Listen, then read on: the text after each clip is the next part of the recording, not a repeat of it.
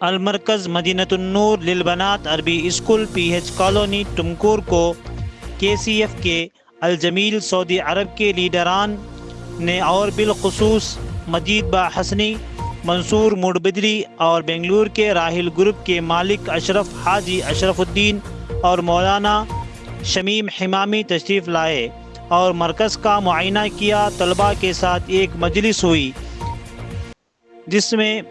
طلباء نے پروگرام پیش کیا اور مولانا عارف رضا المرکز مدینۃ النور